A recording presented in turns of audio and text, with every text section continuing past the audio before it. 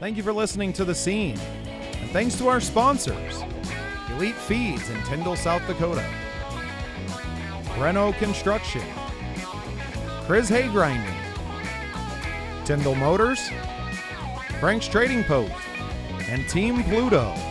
These fine businesses have sponsored Hot Dog Night in Tyndall, South Dakota, June 7th. We're so happy to have the support of our community and the small businesses inside of it. Thank you for being part of The Scene. Welcome into another exciting episode of The Scene.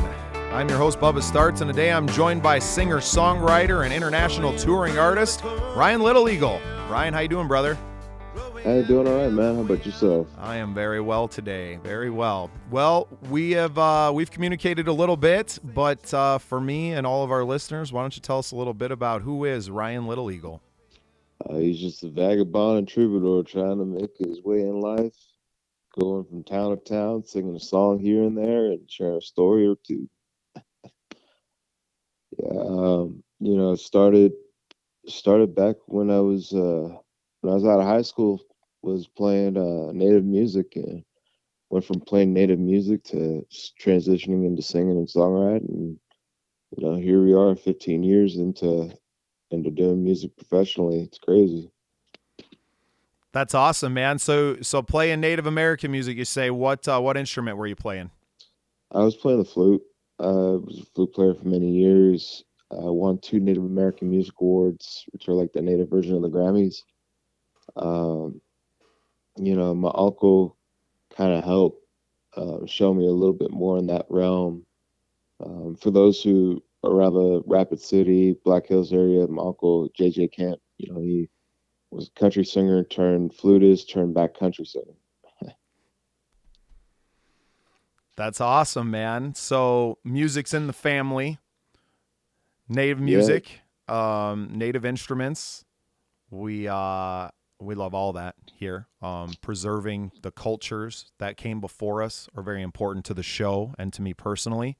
So I appreciate, what you're doing for not only yourself, right? You have a career, but you're also doing something special for your culture. And I think as someone who's, I'm pretty white. We don't really have a culture to tie on to. And I think that's why, especially now I'm kind of digging into like the Midwestern culture, I guess, because I don't really have any roots to go back to. My family's originally from like the Croatia area, immigrated late 1800s. Sounds like roots to me. Yeah, well, it's just like we don't know anything about the old country, really. You know what I mean? Some of the food probably made it over and some of the dishes and stuff, but like I don't know what our heritage is. I'm living down in southeastern South Dakota now, and there's a very large Czech culture. So especially in the towns that we're in, Tyndall and Tabor, it's all Bohemian. It's all Czechoslovakian, which I guess is probably like tied into that area of the world as well, kind of not the Baltic states, but the Mediterranean and that space. But, you have a very, I admire and really, I have a deep passion for preserving the Native American cultures of specifically like this area that I live in, right? The people that I have contact with on a nearly daily basis and that culture. And it means a lot to me. And that's why I really appreciate our friendship and I appreciate your music.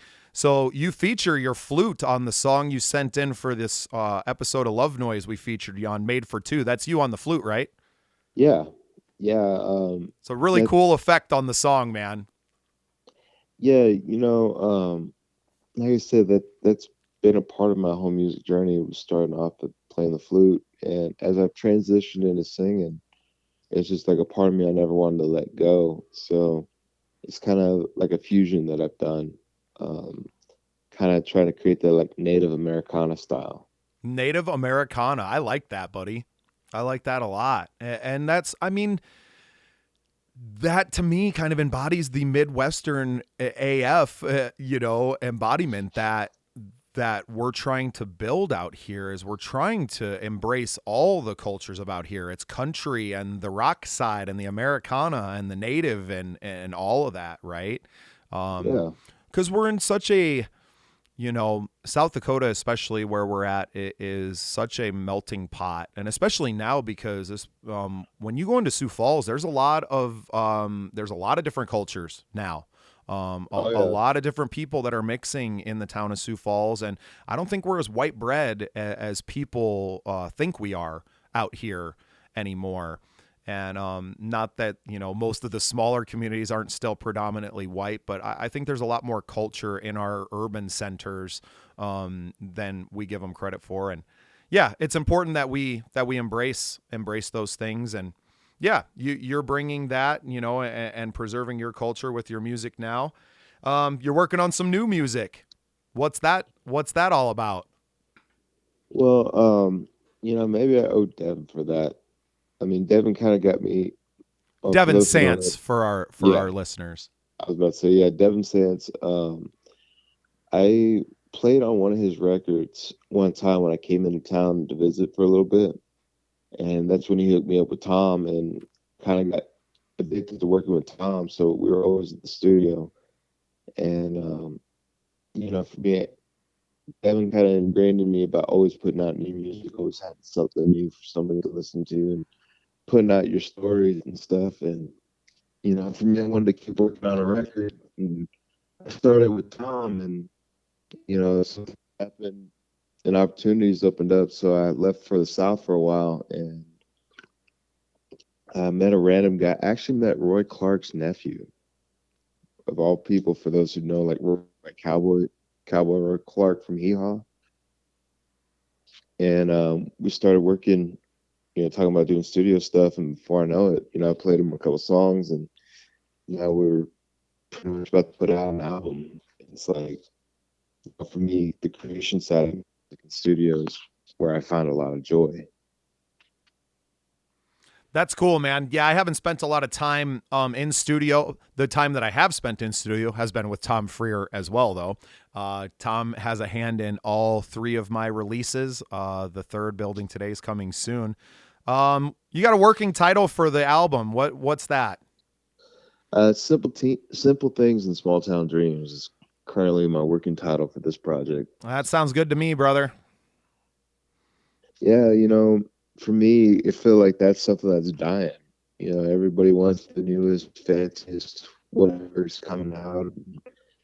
We go to town, we need to have a coffee shop, we need to have a brewery, we need to have a bank, we need to have a Walmart, we need to have a club, we need to have a club for the club, then we need to have a post club, and we need another bar, and then we need to need. And it's just like before you know it, man, property taxes, cost of living all goes up.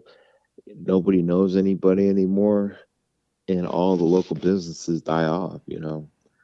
It's like that all over the East. I have a friend of mine that I've talked to, and even like my girlfriend I've been talking with, we talk about it all the time. It's like, there's something to be said about these smaller communities. Like for me, one thing that inspired the album was friends of mine in this town in Montana called Three Forks. It's still like less than 1,000 people or towns, especially in South Dakota. And I go there to Frontier Club, and everybody knows each other in town.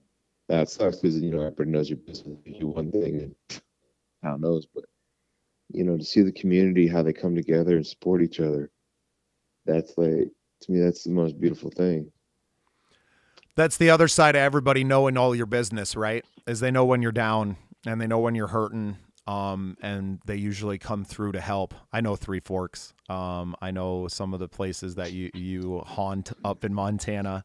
I've spent a little bit of time up in those areas, and yeah, it's important. It's the same thing I'm trying to do here in Tyndall, man. We have a hot dog night, June 7th here for all of our listeners. Come see me in Tyndall. The band's playing a street dance, and we're trying to save our small town events, man, because it's just it's going by the wayside. The Chamber of Commerces are fading and failing to catch up in the digital era. So we're trying to kind of show what those organizations and affiliations between businesses look like in the digital world, and to yeah, man, try and save it one small town at a time. I think when we show what we can do in our hometown this year, which has taken a lot of my time, early on, especially for the rest of this month of planning and organizing and promoting the event. But once we show what we can do here, I plan to go and shop the idea around to plenty of other local, not just local businesses, but the towns themselves, and offering to help them, revitalize the downtowns one town at a time. For sure. That's definitely a good way to do it, man. Reestablish community. Yeah, well, and a couple weeks ago, we went to the Midwest Country Music Organization awards show out in Okoboji. And my wife and I, Danielle, had the time of our lives connecting with everyone out there. And it's just a large gathering and of independent musicians, and some radio stations are involved, and some clubs and some festivals and different things are kind of make up the membership of it. But we all get together and share ideas and work with one another, and we're relatively new members, but the value that we've been able to add to other members' careers with our podcast and some shows and stuff that we're able to bring people out to South Dakota for has already been a huge boost to, not only our career, but to others as well. So, Heck yeah. um, yeah, man, community is everything. It's the basis of the podcast. It's why on our logo it says podcast plus community, because that's what we are. It's not just about this show. The show is about Yeah, talking with people and sharing ideas. And what is community if not exactly that? precisely. Exactly, man. So we featured "Made for Two," your song, on our Love Noise show. Loved it. Like I said, loved the flute in there. You also had some female background vocals on there too. You care to plug who was singing with you on that? Oh man, that was the lovely and talented Leslie Klein. For those who don't know, Leslie Klein sings in a bunch of different. I think she has her own quartet trio. I know she sang with like Alex Massa. She's one of the like she is probably one of the top singers to me in the Rapid City area. One of those when we were recording the record, sitting there trying to figure out what was needed for the song, and Clayton was sitting in the studio, Clayton Ryan, for those who listen to the pod. And, we're going back and forth. Devin goes, well, what if you add female harmony to it? And, I was still relatively new around the community, kind of setting my own way. And Clayton's like, well, hey, I got somebody. Makes a phone call. Leslie shows up, and my gosh, she killed it. And to me, what's always funny is I played that record for friends of mine before like I released it. And the common thing was, oh, we don't like her voice. Oh, she just doesn't suit you. She's great and all, but she doesn't like it doesn't compliment you. And now here we are, record's been out for over a year as a single and part of the album, Native Americana. And now everybody's like, man, it's such a great song. You guys have such great chemistry. Ah, it sounds great. Yeah, I, The, I, yeah, I I got nothing didn't to hear. start. I thought it was such a pleasant surprise because you're kind of going along in the song and it catches you out of nowhere, Oh right? yeah, Leslie did Yeah, awesome. yeah, man. It was just the way that she was introduced is, you're kind of almost a minute into the song at that point, and all of a sudden there's this beautiful female voice that hits the record, and it's just like, whoa, whoa. So I really appreciated that. Shout out to Leslie Klein. I'm well aware. I don't think that we're friends. We've never met in person, but following from the outside, I'm a big fan of everything she does. Oh yeah. Yeah, there's a couple places I've gotten to see her and her quartet and trio, and man, they just kill it. That's awesome. Well, and that's one thing that the scene is reliant on too, not just the show, but the scene as a loose affiliation of people is getting out and supporting one another, collaborating Oh with yeah, one another, and just being more of this, more getting on the phone with each other and talking about ideas and sharing the wins and being there for each other in the losses and being a for community, sure. man. I think we're really building something, and it's really fun to watch guys like you get out and do the dang thing. I mentioned international touring artists because you just got back stateside. I don't even know if you are stateside. Are you still in Canada? Nah, I'm here in the States now. But you just got back from Banff. Why don't you tell us a little bit about that? Well, it was cold. It was snowy. I got there when there was no snow on the ground, and within like 5 hours, we had at least 4 inches on the ground. But nah, it was kind of a nice getaway, man. For me, I've for anybody that tells you, Clayton always goes, this is the hardest working man I know, blah blah blah in music. And maybe I work too hard, but I needed just a little bit of a break. And there was a show my mom got into called Heartland. And it's, if you're into horse country, like horse life and, rodeo and jumping and all that, it's a good wholesome family show. And my mom, my grandma were huge into it. So that was kind of something we shared, and it's filmed there in Alberta. So, after seeing the show a little bit, I was like, screw it, let's go. So a friend of mine who's a travel agent, she was trying to hook me up with a different deal, and asked her about Canada, and came out pretty affordable. So, well, okay, let's do it. So, Nice. So that was just a pleasure trip. I figured you were playing up there. I was thinking about it, but instead I used it to kind of do some more songwriting, you know. Never without an instrument. Yep. And honestly, it's also kind of scouting out. Like I went to a few different places, talked to a few to try to organize a tour later on. Yeah, And brother. a lot of it, Me and you are one and the same, man. I'm never not working. It don't matter where I'm at. oh yeah, I'd I'll be in say Cancun looking for a gig. I don't care. for real. I'd say this summer is gonna be crazy. Like right now, I think I'm scheduled to do over 100 shows this summer. That's awesome, man. That's awesome. I don't got that many going on, but I got a busy one. And what's fun is that, in our line of work and especially being independent, is that we can kind of plan our own Oh trips, yeah, right? We kind of go, hey, this is where I want to go, and being in it for 15 years, I'm a vet of 2 decades now. This is crazy to think. I just turned 38 a couple of days ago, so yeah, since I was 18 and really before that. So, yeah, the old vet here. I can kind of pick and choose what I want to do and go, hey, I got connections up there. I want to go on this weekend, and then as long as I'm far enough ahead of schedule, it's pretty easy to yep, find something, right? Does it, put a bunch of money in the pocket to come home with? No, but it'll probably pay for the trip. We're taking a trip to yep. Minneapolis and going to watch some baseball up there for Father's Day. Nice, Yeah, and then we're gonna go down October Jelly Roll, playing with a good someone we're a big fan of, Alexandra Kay. She's opening nice. for him. She's an independent country artist, and we're Yeah, just so damn proud of her. I'm looking at a picture of me, my wife, and her at her show at the Icon, which we're gonna have a big show at this June. And yeah, to watch her grow to now doing stadiums and European tours and all these things. So meant a lot to us to get down and see her in her hometown of St. Louis. heard. Is like on a Wednesday or Thursday, right? So I was like, well, hell with it. Maybe we can catch some gigs on the way back. And, Yeah, we put the word out, and it sounds like we might make a stop in Kansas City and, yeah, play our nice. way back, but get to go out and have the experiences that we want to and use our music to kind of get us there or get us home.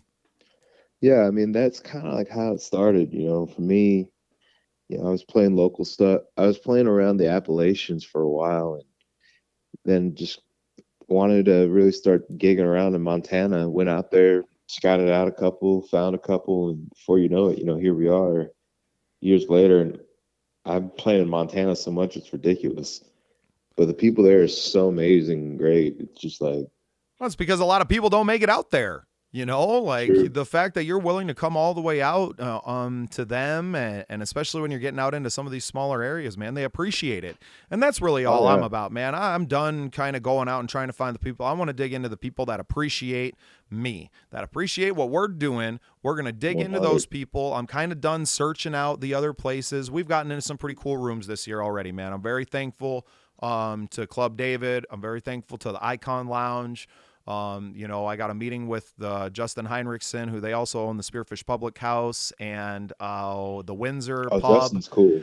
Justin and his wife are great people, man. They're really great people. They bought Monks, I think, over a year ago ish. And, Sioux Yeah, Falls has just been a trick for everyone. I've played in the room several times. I've played in it before they owned it, I've played in it since. And it's just a weird spot, right? And it needs some energy. It needs some consistent energy, and I've been looking to do more of that. So yeah, I'm gonna go meet with Justin tomorrow, nice. and get some headway, right, and see where things lead, right? Is it just about getting into these rooms and making something happen? Yeah, I would say if I remember, right, I think I can't remember if I met Justin or his business partner, but I met them over at Nemo. over there at the Brandon Iron and Nemo. That's actually how I got into playing over there at the public house. Nice. Yeah, he's a great guy, man. Yeah, He's man, they're good got me to come people. play. They're good people, man, and they're building something really cool. Out the Spearfish Public House is awesome too. Like they just got a big stage out there. It used to Oh yeah, be, um, that's the old, God, I'm slipping my name. It's the old Irish pub. Um, Flanagan's. Flanagan. Sorry, I knew it started with an F. Brandon's gonna kill me. Uh, yeah, but they got that room, and there's just so many good things happening, right, in the whole scene. And I don't For need sure. to, none of us need to waste our time dealing with people that don't appreciate us, and coming off a situation where we kind of talked off air and we don't need to bring it up, but that's the kind of stuff that happens, and I'm just like, I'm too old to deal with these situations, man. I'm way too old. I know what we're bringing to the table. I know the energy that we're bringing, and I know that it's good. And the people that we're dealing with are top notch, man. And that's guys like Oh you. yeah. I know we're going to bring you out for some dates if we can squeeze somewhere into that tight schedule of yours. Um, we're looking forward to hearing new single coming out. New single's already out, but it's kind of the first single off the album to be released soon. You want to tell us about Yeah. Texas before we jump off today? Well, so I do have another single that hopefully, all going well, will be out in July. In July, I'm going to be releasing a song called Small Town Dream, which is about, the community of Three Forks. But the current single that's out, Texas, we shot a music video for it. You can watch that on YouTube. Of course, you can listen to the song everywhere, Spotify, um, Apple Music, Tidal, all the different cool stream sites. But Texas was a song about a guy who he wasn't biologically related to me, but he was my grandfather. He was somebody that was really instrumental to really being there for me at a very difficult point in my life. Long story short, I came from a broken home, and there was a lot going on, and it resulted me living with my grandparents for a while. And, my grandmother was always working to try to basically keep everybody alive. And my grandfather was retired, and he ended up having a stroke, which made him partially disabled. So he was working more part time. And he pretty much, along with my mom, my dad, my grandma, he pretty much raised me. And he was one of the people who taught me about patience in life and taught me about, true compassion and understanding. And he died about 15 years ago last year. And it was just kind of a sore spot for me and my family. He was basically the foundation, the rock. And we never forgot about him, but it was like a pain that we couldn't really deal with. And last year, I was just on the road a lot, and I was just kind of missing this idea of home. And he kind of stuck out to me. And so with him in mind, I wrote this song. And I can tell you, man, this song, I broke down in writing it. Like, just after getting the chorus down, it just like tears flowing, couldn't breathe. It was just like it brought a lot of healing to my family. And like the chorus goes, don't you fret, you're not alone. Stand tall like I taught you, son. You know, it, and then when I recorded the record with Tom, Tom did a lot of the background instrumentation. We had um, Eric his on steel guitar. I think Eric plays with Brandon Yep, Eric Jones. Domkowski. Yep. Yep, we had Eric on it. Tom's friend Wally was there, played fiddle, and then Clayton, man, with them smooth, silky harmonies that only Clayton can do. Just this song exploded out to what it is, and I mean, it's a love letter to somebody to make a difference in somebody's life who gave a chance and gave a damn. And you know, it's one of those songs that so personal to finally be out. It healed my family, man. That's beautiful, brother.